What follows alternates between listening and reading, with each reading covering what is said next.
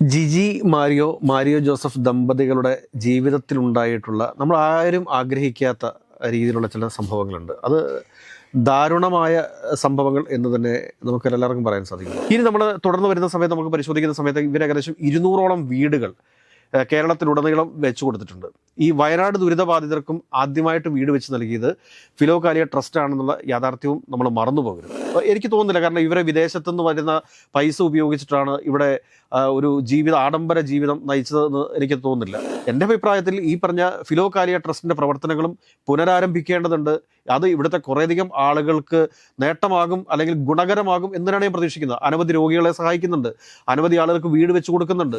നമസ്കാരം. സമൂഹ മാധ്യമങ്ങളിലെല്ലാം വളരെ അറിയപ്പെടുന്ന ഒരു ദമ്പതികളാണ് മരിയോ ജോസഫ്, ജിജി മരിയോ. നമുക്കറിയാം ഇവരെ ഒരു ഫൗണ്ടേഷനുണ്ട്, ഫിലോകാലിയ, ചാലക്കുടി ആസ്ഥാനമായി പ്രവർത്തിക്കുന്നത്. പല കാലങ്ങളിലായിട്ട് പല കാര്യങ്ങളുടെ പേരിൽ വിമർശനങ്ങളൊക്കെ ഏറ്റ് വാങ്ങേണ്ടി വന്നവരാണ് ഇവർ. പല ട്രോളുകളും ഇവർക്കെതിരെയൊക്കെ വന്നിട്ടുണ്ട്. വിഷയങ്ങൾ പലതുണ്ടാവാം. പക്ഷേ ഈ ഫിലോകാലിയ ഫൗണ്ടേഷന് കീഴിൽ ഒരുപാട് സ്ഥാപനങ്ങൾ ഇവർ നടത്തുന്നുണ്ട്. പല ഓർഗനൈസേഷൻസ്, പല കമ്പനികൾ, ഈ പറഞ്ഞ പോലെ മാട്രിമോണി, അച്ചാർ കമ്പനി, അങ്ങനെ പല കാര്യങ്ങളും. പക്ഷെ ഇപ്പോൾ ഈ അടുത്ത കാലത്തായിട്ട് കുറച്ചുകൂടി ജീവകാരുണ്യ പ്രവർത്തനങ്ങളിലേക്ക് ഇറങ്ങുന്നതായിട്ടുള്ള വാർത്തകൾ വരുന്നുണ്ട്. എന്താണ് അതിൻ്റെ? ജിജി മാരിയോ ജോസഫ് ദമ്പതികളുടെ ജീവിതത്തിലുണ്ടായിട്ടുള്ള നമ്മൾ ആരും ആഗ്രഹിക്കാത്ത രീതിയിലുള്ള ചില സംഭവങ്ങളുണ്ട്. അത് ദാരുണമായ സംഭവങ്ങൾ എന്ന് തന്നെ നമുക്ക് എല്ലാവർക്കും പറയാൻ സാധിക്കുള്ളൂ. ആ രണ്ടു പേര് ഒന്നിക്കട്ടെ എന്ന ഒരു പ്രാർത്ഥന മാത്രമേ നമുക്ക് ഈ അവസരത്തിൽ പറയാൻ സാധിക്കൂ. എന്നാൽ ഈ രണ്ടു പേരുടെയും മനസ്സിനകത്തുള്ള ദൈവഭക്തിയും അതോടൊപ്പം തന്നെ അവർക്ക് ജനങ്ങളെ സേവിക്കാനുള്ള അല്ലെങ്കിൽ മറ്റുള്ളവരെ സഹായിക്കാനുള്ള അവരുടെ ആ മനസ്സിനെയും നമ്മൾ ഒരിക്കലും കാണാതെ പോകരുത്. ഈ ജിജിയും അതോടൊപ്പം തന്നെ മാരിയോയും പിരിയുന്ന സമയത്ത്, അല്ലെങ്കിൽ അവർ രണ്ട് പക്ഷത്തായി ജീവിക്കാൻ തീരുമാനിക്കുന്ന സമയത്ത് പോലും ഇരുപക്ഷത്തും ആളുകൾ ചേരുകയും പരസ്പരം അങ്ങോട്ടും ഇങ്ങോട്ടും ആരോപണ പ്രത്യാരോപണങ്ങൾ നടത്തുന്നതൊക്കെ നമ്മൾ കണ്ടിരുന്നു. നമ്മൾ ഒരിക്കലും ആഗ്രഹിക്കാത്ത രീതിയിലുള്ള ചില പ്രസ്താവനകൾ മാരിയോ ജോസഫിൻ്റെ ഭാഗത്തു നിന്ന് വന്നു. അപ്പോഴും ആ സമയത്ത് ജിജി മാരിയോയെ വിളിച്ചിട്ടൊരു ഇൻ്റർവ്യൂ തരുമോ എന്ന് ഫോണിൽ കൂടി ചോദിച്ചിരുന്നു. അപ്പോൾ ആ സമയത്ത് അവർ പറഞ്ഞു, ഞാനിപ്പോൾ ആർക്കും ഇൻ്റർവ്യൂ കൊടുക്കുന്നില്ല, പക്ഷേ ഞാൻ ഒരു ഇൻ്റർവ്യൂ കൊടുക്കും, എല്ലാവർക്കുമായിട്ട് ഞങ്ങളൊരു ഇൻ്റർവ്യൂ കൊടുക്കും.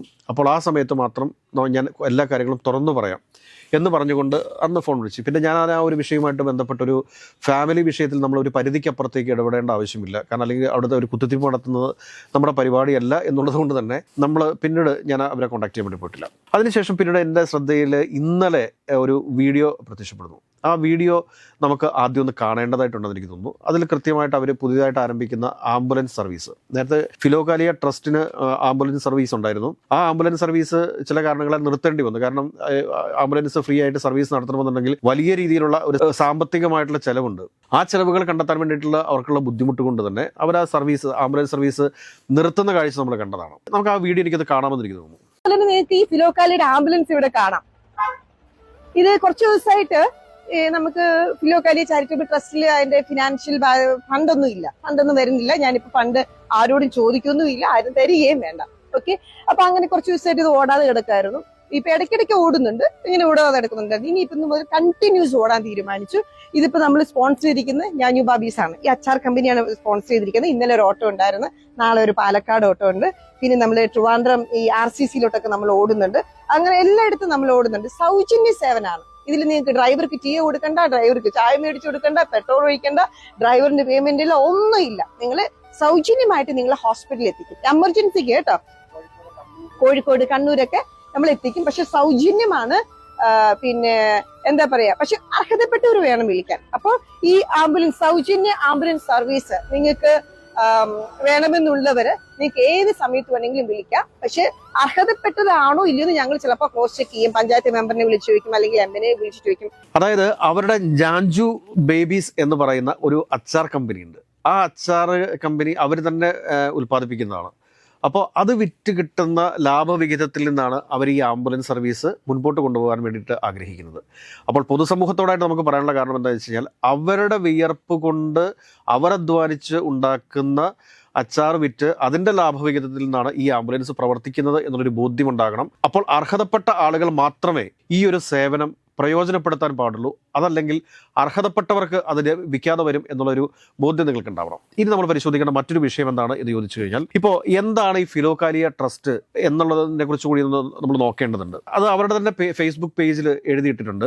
2021 ജൂലൈ 24 ചാലക്കുടി ആസ്ഥാനമായി ഫിലോകാലിയ ചാരിറ്റബിൾ ട്രസ്റ്റിന്റെ ഓഫീസിന്റെ പ്രവർത്തനങ്ങൾ ആരംഭിച്ചത്. പരേതനായ ബഹുമാനപ്പെട്ട ശ്രീ ഉമ്മൻചാണ്ടിയായിരുന്നു ഉദ്ഘാടകൻ. അതിനുശേഷം നിരവധി ജീവകാരുണ്യ പ്രവർത്തനങ്ങൾ ഫിലോകാലിയ ഫൗണ്ടേഷൻ വഴി ചെയ്തുകൊണ്ടിരിക്കുന്നു. മുഖ്യമായും നിർധനർക്ക് വീട് വെച്ചു കൊടുക്കലും രോഗികൾക്ക് മരുന്ന് വിതരണവുമായിരുന്നു. 24 മണിക്കൂർ സൗജന്യ ആംബുലൻസ് സർവീസും നിലവിലുണ്ട്. വിദ്യാഭ്യാസ സഹായവും വിവാഹ സഹായവും നൽകുന്നുണ്ട്. അപ്പോൾ ഫിലോകാലിയ ട്രസ്റ്റ് എന്ന് പറയുന്ന ഈ ട്രസ്റ്റ് ചെയ്തുകൊണ്ടിരുന്ന കാര്യങ്ങളാണ്. എന്നാൽ ഈ ദമ്പതികൾക്കിടയിൽ ഉണ്ടായ പ്രശ്നങ്ങൾ മൂലമാണ് ഈ ട്രസ്റ്റിൻ്റെ പ്രവർത്തനങ്ങൾ നിലച്ചുപോയത് എന്നുള്ള കാര്യം കൂടി നമ്മൾ ഓർക്കുക. ഇനി നമ്മൾ തുടർന്ന് വരുന്ന സമയത്ത് നമുക്ക് പരിശോധിക്കുന്ന സമയത്ത് ഇവർ ഏകദേശം 200ഓളം വീടുകൾ കേരളത്തിലുടനീളം വെച്ചു കൊടുത്തിട്ടുണ്ട്.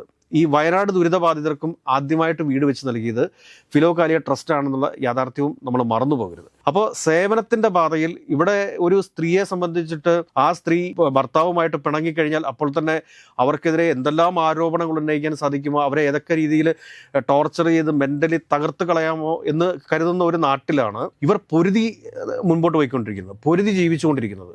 അപ്പോൾ ആ പൊരുതി ജീവിക്കുന്ന സമയത്തും അവർ തൻ്റെ മനസ്സിലുള്ള മറ്റുള്ളവരെ സഹായിക്കുക എന്നുള്ള അവരുടെ ഒരു പൊതു സ്വഭാവം, ആ പൊതു സ്വഭാവത്തിൽ നിന്ന് അവർ കടുകിട പോലും മാറുന്നില്ല എന്ന് പറയുമ്പോഴത്തേക്കും ആലോചിച്ച് നോക്കൂ. ഇവരെ പോലുള്ള ആളുകളൊക്കെ ഈ പൊതുസമൂഹത്തിന് ആവശ്യമാണ്. അപ്പോഴും ഇവർ നേരിടുന്ന മറ്റൊരു പ്രധാനപ്പെട്ട പ്രതിസന്ധിയുണ്ട്. ഇവർ ഉണ്ടാക്കി വെച്ചിരുന്ന ഏകദേശം 3 ലക്ഷത്തോളം വരുന്ന GHEs എന്നാണ് അതിന് പേരിട്ടിരിക്കുന്നത്. ആ അച്ചാറ് കമ്പനിയുടെ 3 ലക്ഷത്തോളം വരുന്ന രൂപയുടെ അച്ചാറുകൾ നശിച്ചു പോയിരിക്കുന്നു. കാരണം അതിന് വിതരണാനുമതി ലഭിച്ചിട്ടില്ല എന്നുള്ളതാണ് പറയുന്നത്.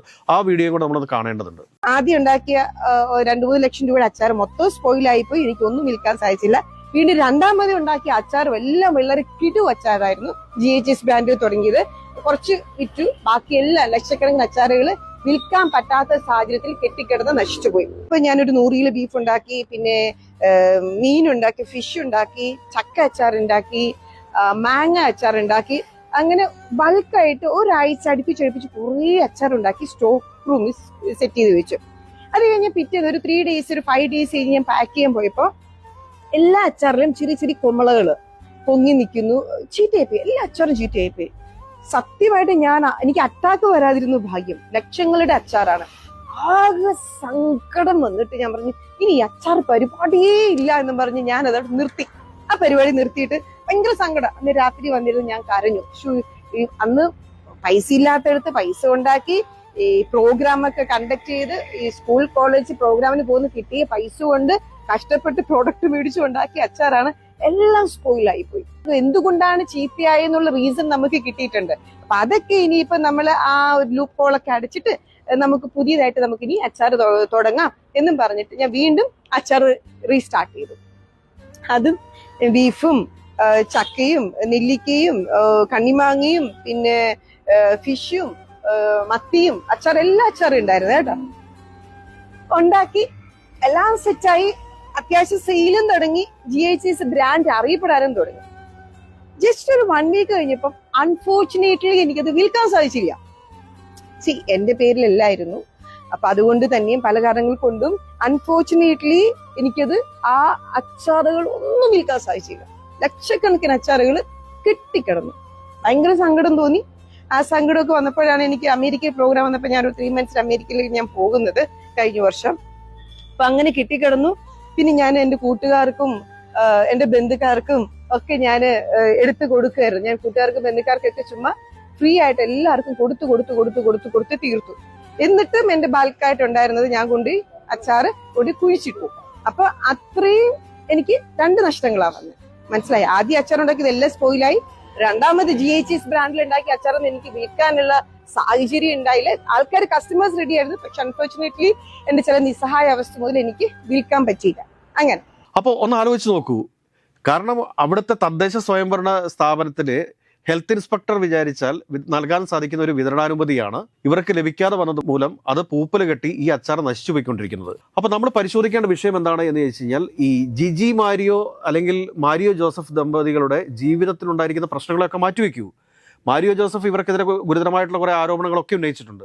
ഇവർ തിരിച്ച് എത്രത്തോളം ആരോപണങ്ങൾ ഉന്നയിച്ചു എന്നുള്ളത് അതും നമ്മുടെ മുമ്പിലുണ്ട്. ഇതെല്ലാം നമുക്കറിയാവുന്ന കാര്യങ്ങളാണ്. പക്ഷേ നാക്കാണ്, ഇടയ്ക്ക് ചില പിഴവുകൾ സംഭവിക്കും, അത് സ്വാഭാവികം മാത്രമാണ്. എന്നാൽ നാക്കുപിഴകളെ വെച്ചിട്ട് നമ്മൾ ഒരാളുടെ സ്വഭാവത്തെ വിലയിരുത്തരുത് എന്നൊരു ചെറിയ അഭ്യർത്ഥന മാത്രമാണ് നമുക്ക് പൊതുസമൂഹത്തിന് മുമ്പിൽ വെക്കാനുള്ളത്. ഇവരുടെ ഈ ഒരു സേവന പ്രവൃത്തി എനിക്ക് തോന്നുന്നില്ല, കാരണം ഇവരെ വിദേശത്തുനിന്ന് വരുന്ന പൈസ ഉപയോഗിച്ചിട്ടാണ് ഇവിടെ ഒരു ആഡംബര ജീവിതം നയിച്ചതെന്ന് എനിക്ക് തോന്നുന്നില്ല.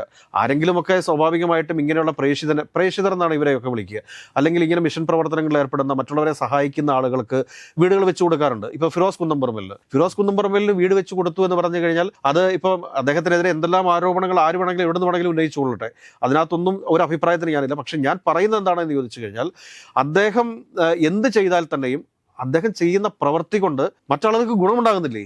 ആ ഗുണത്തെ നമ്മൾ കണ്ടാൽ പോരെ?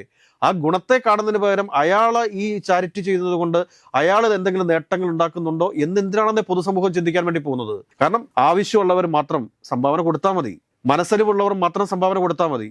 ലോകത്തിന്റെ ഏതെങ്കിലുമൊക്കെ കോണിൽ ഇരിക്കുന്ന ആളുകൾ അവരുടെ അധ്വാനത്തിന്റെ ഒരു വിഹിതം ചാരിറ്റിക്ക് വേണ്ടിയിട്ട് നീക്കി വെക്കുന്നതാണ് ഇവർക്കൊക്കെ കൊടുക്കുന്നത്. എൻ്റെ അഭിപ്രായത്തിൽ ഈ പറഞ്ഞ ഫിലോകാലിയ ട്രസ്റ്റിന്റെ പ്രവർത്തനങ്ങളും പുനരാരംഭിക്കേണ്ടതുണ്ട്. അത് ഇവിടുത്തെ കുറേയധികം ആളുകൾക്ക് നേട്ടമാകും, അല്ലെങ്കിൽ ഗുണകരമാകും എന്നാണ് ഞാൻ പ്രതീക്ഷിക്കുന്നത്. അനവധി രോഗികളെ സഹായിക്കുന്നുണ്ട്, അനവധി ആളുകൾക്ക് വീട് വെച്ച് കൊടുക്കുന്നുണ്ട്. അപ്പം അങ്ങനെയൊക്കെയുള്ള സഹായ പ്രവൃത്തി ചെയ്തുകൊണ്ടിരിക്കുന്ന ഒരു സ്ഥാപനം ഒരു തരത്തിലും ഇവിടെ നശിച്ചു പോകാൻ പാടില്ല. അതിന് എന്താണോ ആരെങ്കിലുമൊക്കെ മീഡിയേറ്റർമാർ ഈ വിഷയത്തിൽ ഇടപെടണമെന്ന്, അല്ലെങ്കിൽ പരസ്പരം മാരിയോ ജോസഫും ജിജി മാരിയയും കൂടെ സംസാരിച്ച് ഈ പ്രശ്നങ്ങളൊക്കെ അവസാനിപ്പിക്കണമെന്ന്. കാരണം ഭാര്യയും ഭർത്താവും എന്ന് പറയുന്നത് പരസ്പരം അങ്ങോട്ടും ഇങ്ങോട്ടും താങ്ങും തണലുമായി നിൽക്കേണ്ട ആളുകളല്ലേ. ചെറിയ നാക്കുപിഴകളെ അതിപ്പോൾ എത്രത്തോളം അവർ ഇങ്ങനെയൊക്കെ സേവന പ്രവർത്തനങ്ങളൊക്കെ ചെയ്ത് ഈ നാട്ടിൽ അംഗീകാരം ഉള്ളതുകൊണ്ടാണ് അവർക്ക് നേരെ ഈ ചെളിവാരിയറികൾ നടന്നുകൊണ്ടിരിക്കുന്നത്. അത് ഒരു കാര്യം മാത്രം ശ്രദ്ധിക്കുക, മാങ്ങയുള്ള മാവിൽ മാത്രമേ ആളുകൾ കല്ലെറിയത്തുള്ളൂ, അല്ലാത്ത ഒരു സ്ഥലത്തും അവർ കല്ലെറിയത്തില്ല. അപ്പോൾ ആ ഒരു സാമാന്യ ബോധം വെച്ചുകൊണ്ട് തന്നെ ഈ ജിജി മാരിയെ പോലെയുള്ള അവരുടെ ഒരു സേവന മെൻറ്റാലിറ്റിയെ നമ്മളെല്ലാവരും പ്രൊമോട്ട് ചെയ്യേണ്ടതുണ്ട്. ഇന്നലെ എനിക്ക് ഈ വീഡിയോ കണ്ടപ്പോൾ തോന്നിയത് അതാണ്. ഈ ആംബുലൻസ് സർവീസ് ഫ്രീ ആയിട്ട് ലഭിക്കുന്നതെന്ന് പറഞ്ഞു കഴിഞ്ഞാൽ അനർഹരായിട്ടുള്ള ഒരുപാട് ആളുകൾ ഇതിൻ്റെ പ്രയോജനം നേടാൻ വേണ്ടിയിട്ട് മുൻപന്തിയിലുണ്ടാവും. എന്നാൽ അർഹരായവർ പലരും തഴയപ്പെടുന്നൊരവസ്ഥയുണ്ടാവും. ഒരു കാര്യം മനസ്സിലാക്കേണ്ടത് എന്താണെന്ന് വെച്ച് കഴിഞ്ഞാൽ, ഇത് ഇവർ ആരുടെ അടുക്കൽ നിന്നും സംഭാവന വാങ്ങിയിട്ട് ചെയ്യുന്നൊരു കാര്യമല്ല. അവർ അധ്വാനിച്ച് അവർ മാർക്കറ്റിൽ പോയി മാങ്ങ മേടിക്കുന്നു, അവർ മാർക്കറ്റിൽ പോയി പാവയ്ക്ക മേടിക്കുന്നു, അവർ മാർക്കറ്റിൽ പോയിട്ട് ബീട്രൂട്ട് മേടിക്കുന്നു, ബീഫ് മേടിക്കുന്നു, ഫിഷ് മേടിക്കുന്നു, എന്നിട്ട് അവർ തന്നെ ക്ലീൻ ചെയ്യുന്നു, അവർ തന്നെ അത് പാചകം ചെയ്യുന്നു, അവർ തന്നെ അത് കുപ്പിക്കകത്താക്കുന്നു. ഇതെല്ലാ പ്രവൃത്തിയും അവർ തന്നെയാണ് ചെയ്തുകൊണ്ടിരിക്കുന്നത്. അപ്പോൾ അവർ അവരുടെ അധ്വാനം കൊണ്ട് ഉണ്ടാക്കുന്ന ഒരു ഉൽപ്പന്നം അത് അവർ വിറ്റ് അതിൽ നിന്ന് ലഭിക്കുന്ന ലാഭത്തിന്റെ ഒരു വിഹിതം അവർ ചാരിറ്റിക്ക് വേണ്ടി അല്ലെങ്കിൽ പൊതുസമൂഹത്തിന്റെ നന്മയ്ക്ക് വേണ്ടിയിട്ട് പ്രയോജനപ്പെടുത്തുന്നുണ്ടെങ്കിൽ തീർച്ചയായിട്ടും ഇവരെ പോലുള്ളവർ ഇവിടെ ജീവിക്കേണ്ടതുണ്ട്. ഇവരെ പോലുള്ള ആളുകളെ ഇവിടെ നമ്മൾ നല്ല രീതിയിൽ പ്രൊമോട്ട് ചെയ്യേണ്ടതുണ്ട്. അതുകൊണ്ട് തന്നെ ഇവരുടെ ലഭ്യമായിട്ടുള്ള ഒരു ഔട്ട്ലെറ്റിൻ്റെ ഡീറ്റെയിൽസ് നമുക്ക് ഈ വീഡിയോടൊപ്പം തന്നെ ചേർക്കേണ്ടതുണ്ട്. മുരിങ്ങൂർ ഭാഗത്തൂടെയൊക്കെ ആരെങ്കിലും ഒക്കെ പോകുന്നുണ്ടെങ്കിൽ തീർച്ചയായിട്ടും ഇവരുടെ കടയിൽ കയറി ഒരു കുപ്പി അച്ചാർ നിങ്ങൾ വാങ്ങുന്ന സമയത്ത് നിങ്ങൾ ഒരു കാര്യം ഓർക്കുക, അല്ലെങ്കിൽ ഒരു 2 പാക്കറ്റ് അച്ചാറും മേടിക്കുന്ന സമയത്ത് നിങ്ങൾ ഓർക്കുക, ഇതിൻ്റെ ലാഭം ഏതെങ്കിലുമൊക്കെ രോഗികൾക്ക് ആശ്വാസമാകുന്നതാണ്, അതും ഒരു ചാരിറ്റിയാണ് എന്ന കാര്യം മനസ്സിലാക്കിക്കൊണ്ട് കാണുന്ന ആൾക്കാരൊക്കെ ഇവരുടെ ഈ ഔട്ട്ലെറ്റിൽ പോകാനും ഈ സാധനങ്ങൾ വാങ്ങാനും തയ്യാറാകണം. മറിച്ച് ഒരു സ്ത്രീയുടെ പോരാട്ടത്തെ അല്ലെങ്കിൽ ഒരു സ്ത്രീയുടെ സാമൂഹ്യ പ്രവർത്തനത്തെ അല്ലെങ്കിൽ അവരുടെ ചാരിറ്റി ആക്ടിവിറ്റീസിനെ ഒന്നും നമ്മൾ ചോദ്യം ചെയ്യേണ്ടതില്ല എന്നുള്ളതാണ് എൻ്റെ പക്ഷം. അവരുടെ കുടുംബ പ്രശ്നം അത് അവർ പരിഹരിക്കട്ടെ. അവരുടെ കുടുംബ പ്രശ്നത്തിലേക്കല്ല നമ്മുടെ കണ്ണുകൾ എത്തി നോക്കേണ്ടത്. അയൽവക്കത്തുകാരൻ്റെ ബെഡ്റൂമിലേക്ക് എപ്പോഴും എത്തി നോക്കിയിട്ട് എന്താ കാര്യമുള്ളത്? ഇടയ്ക്കൊക്കെ അവർ ചെയ്യുന്ന പ്രവൃത്തികളിലേക്ക് കൂടി നമ്മൾ നോക്കുക. ആ പ്രവൃത്തിയിൽ നന്മയുണ്ടോ നമ്മൾ പരിപൂർണമായിട്ടും പിന്തുണയ്ക്കേണ്ടതുണ്ട്. അവരുടെ തന്നെ ഫേസ്ബുക്കിൽ ലഭ്യമായിട്ടുള്ള അവരുടെ ഒരു വീഡിയോ ഏതൊക്കെയാലും പ്രദർശിപ്പിച്ചുകൊണ്ട് എല്ലാവിധ പിന്തുണയും ജിജി മാരിയെ പോലെയുള്ള സ്ത്രീകൾക്ക് നമുക്ക് നൽകേണ്ടതുണ്ട്. മറിച്ച് ഇനിയും പൊതുസമൂഹം ഇവരെ പ്രൊമോട്ട് ചെയ്യാതിരുന്നു കഴിഞ്ഞാൽ, പൊതുസമൂഹം ഇവർക്ക് നല്ല രീതിയിൽ പിന്തുണ നൽകാതിരുന്നു കഴിഞ്ഞാൽ, ജിജി മാരിയോട് ഒന്നേ പറയാനുള്ളൂ, നിങ്ങൾ കേരളത്തിലൊന്നും ജീവിക്കേണ്ടിയിരുന്ന ഒരാളല്ല. നിങ്ങൾ ഇതൊക്കെ അർഹതപ്പെട്ട മറ്റേതെങ്കിലും ഒരു സ്ഥലത്ത് ജീവിക്കേണ്ട ആളായിരുന്നു എന്ന് മാത്രമേ പറയാനുള്ളൂ. നമസ്കാരം. ഞാനിപ്പോൾ നമ്മുടെ ഞാഞ്ഞു ഭാബീസിന്റെ ഫുഡ് പ്രോഡക്ട്സിന്റെ പിക്കിളുകളുടെ ഔട്ട്ലെറ്റിലാണ് നിൽക്കുന്നത്. അപ്പോൾ ഞാൻ പറഞ്ഞായിരുന്നല്ലോ, ചാലക്കുടി മുരിങ്ങൂരായിട്ട് നമ്മുടെ ഔട്ട്ലെറ്റ് സ്റ്റാർട്ട് ചെയ്തു. ഇത് ശരിക്കും പറഞ്ഞാൽ നാഷണൽ ഹൈവേ ആണ്. നിങ്ങൾക്ക് കാണാം, ചാലക്കുടി എന്ന് വരുമ്പോൾ ലെഫ്റ്റ് സൈഡിൽ സർവീസ് റോഡ് എടുത്ത് വേണം നിങ്ങൾ വരാനായിട്ട്. സർവീസ് റോഡാണ് കേട്ടോ. ഈ പാലം കയറരുത്. ഈ പാലം കയറാതെ ചാലക്കുടി എന്ന് വരുമ്പോൾ ആ ചാലക്കുടി പാലം കഴിഞ്ഞ ഉടനെ ലെഫ്റ്റ് സൈഡിൽ സർവീസ് റോഡ് വരണം. അവിടെ ഡിവൈൻ റിട്രീറ്റ് സെന്റർ ആണ്. അതേസമയം ഇവിടുന്ന് എറണാകുളത്ത് നിന്ന് വരുമ്പോ ഈ പാലത്തിന്റെ അടിയിൽ അവിടെ ഒരു അണ്ടർ സർവീസിന്റെ ഔട്ട്ലെറ്റ് വരുന്നത് മുരിങ്ങൂരാണുള്ളത്.